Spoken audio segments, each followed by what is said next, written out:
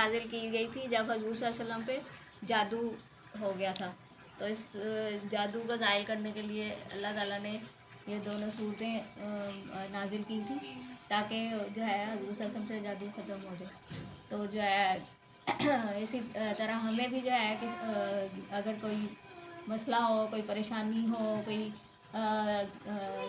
जैसे सैलाब आ गया या ज़लज़ला आ गया, उस वक्त भी ऐसा सूरत पढ़ने की, कोई मुसीबत के वक्त जो है ना ये सूरतें पढ़ने की तरफ कहा गया है। मतलब ये ज़रूरी नहीं है कि जादू ही हो या कोई जिन्नाती असरात ही हो तो हमने पढ़ना है, बल्कि जो है कोई भी तकलीफ़ या कोई भी टेंशन कोई आती है ना तकलीफ़ परेशानी, तो उस वक्त भी हम इन सूरतों की से मदद ले सकते हैं। तो हज़रत सल्लल्लाहु अलैहि वसल्लम पर जादू कैसे हुआ था ये हम देखते हैं कि खैबर से यहूदियों का एक वक्त मदीना आया और एक मशहूर जादूगर लुबैद बिन आसम से मिला जो इंसार के कबीले बने जुरैक से ताल्लुक़ रखता था। इन लोगों ने उससे कहा कि मोहम्मद सल्लल्लाहु अलैहि वसल्लम हमारे साथ जो कुछ किया है वो तुम्हें मालूम है।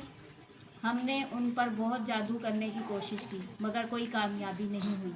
अब हम तुम्हारे पास आए हैं। ये वो पहले शुरू से जो है ना वो हजूर सल्लल्लाहु पे जादू करने की कोशिश करते रहे थे लेकिन वो कामयाब नहीं हो रहे थे। फिर आखिर वो जो है ना लुबैद बिन आसिम था मशहूर जादूगर, उसके पास आए कि उनने उन पर बहुत कोशिश की है लेकिन जादू नहीं हो रहा। हम तुम्हारे पास इसलिए आए हैं क्योंकि तुम हमसे बड़े जादूगर हो।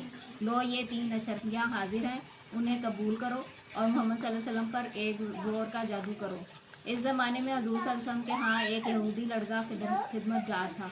उससे साजबाज कर कर इन लोगों के ने हजूर सल्लल्लाहु अलैहि वसल्लम की कंघी का एक टुकड़ा हासिल कर लिया जिसमें आपके मुँह मुबारक थे, यानी कि आपके बाल थे। इन्हीं बालों और कंघी के दंदानों पर जादू किया गया। बाज़ रवायात में है कि लुबैद बिन आसिम ने खुद जादू किया था और बाद में ये कि उसकी बहनें जो उससे बड़ी जादूगरनियाँ थीं तो वो उनके पास गया था और उससे जादू करवाया था।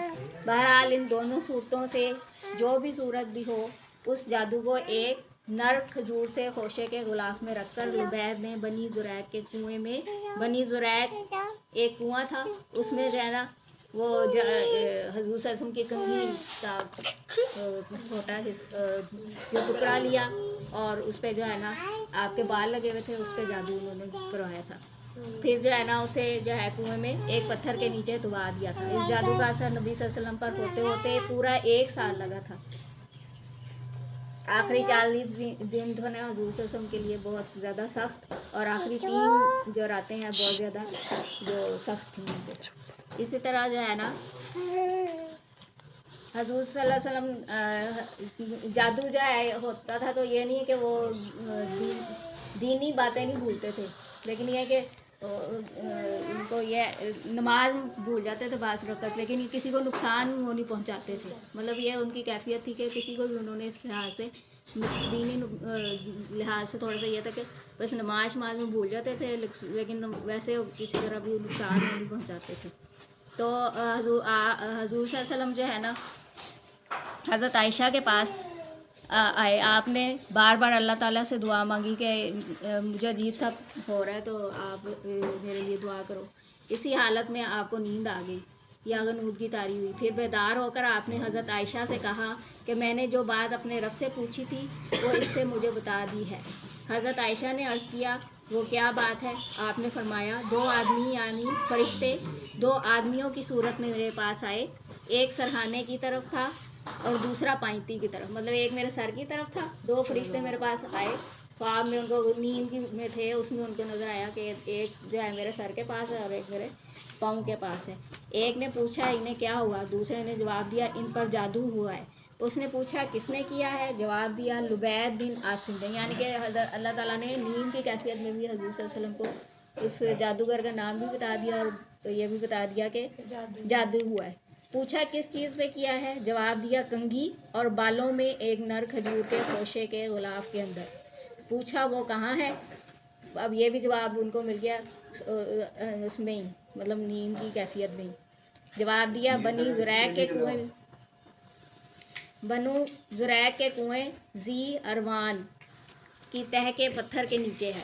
पत्थर के नीचे डुबा दिया था कुएं में उस कंघी को। फिर पूछा अब इसके लिए क्या किया जाए। अब उनको पता चल गया किस चीज़ पे जादू किया है, वो दबा कुएं में। अब उन्होंने कहा किस चीज़ पे मतलब जो है अब क्या किया जाए। अब ये हो गया है तो जवाब दिया कुएं का पानी सोंध दिया जाए, यानी कि कुएं के पानी को खुश्क कर दिया जाए और फिर पत्थर के नीचे से उसको निकाला जाए। ये अब तरीका भी बता दिया। इसके बाद नबी सल्लल्लाहु अलैहि वसल्लम ने हज़रत अली, हज़रत अम्मार बिन यासिर और हज़रत ज़ुबैर इनको भेजा, और उनके साथ 2-3 और सहाबी भी थे, उनको आपने जो है ना कुएं पे भेजा। बाद में हज़ूर सल्लल्लाहु अलैहि वसल्लम खुद भी चंद असहाब के साथ वहाँ पहुँचे। पानी निकाला गया और वो गुलाफ बरामद कर लिया गया। देखें, नींद में ही अल्लाह ताला ने उनको बता दिया कि यहाँ से जाके निकालो। तो फिर जो है ना वो वहाँ पे हज़रत ज़ुबैर को, हज़रत अम्मार और हज़रत अली और इनके साथ 1-2 सहाबी और भी थे। फिर इसके बाद हज़ूर सल्लल्लाहु अलैहि वसल्लम भी गए सहाबा के साथ। इसमें कंघी और बालों के साथ एक तार के अंदर किया गया गिरहें, मतलब उसमें कंघी में गिरहें पड़ी हुई थी, और मोम का एक पुतला था जिसमें सुइयाँ चुभोई हुई थी। जिब्राईल अलैहिस्सलाम ने आकर बताया कि आप मुआविज़तैन पढ़ें। मतलब इस तरह जादू किया था कि पुतला एक पड़ा था, उसमें सुइयाँ चुभोई हुई थी और कंघी में बालों में गिरहें डली हुई थी। और वो अब चुनाचे आप एक एक आयत पढ़ते और इसके साथ एक एक गिरा खोली जाती और पुतले में से एक सुई निकाली जाती रही। खात्मा तक पहुंचते ही सारी गिरें खुल गई, सारी सुइयां निकल गई और आप जादू के असर से निकलकर बाहर ऐसे हो गए जैसे कोई शख्स बंधा हुआ था और एकदम बिल्कुल खुल गया। तो फिर हज़ूर सल्लल्लाहु अलैहि वसल्लम ने इसके बाद आपने लुबैद को बुलाकर बाज़ पुरस की। उसने फिर अपना कसूर का एतराफ़ कर लिया कि हाँ मैंने वाकई जादू किया था। आपने फिर भी उसको छोड़ दिया क्योंकि अपनी ज़ात के लिए आपने कभी किसी से इंतकाम नहीं लिया था। उनसे पूछा गया तो उन्होंने कहा मुझे अल्लाह ने शिफा दी है, अब मैं नहीं चाहता कि किसी के ख़िलाफ़ लोगों को भड़काऊँ। तो हमें भी जो है यही सूरतें जो हैं पढ़नी चाहिए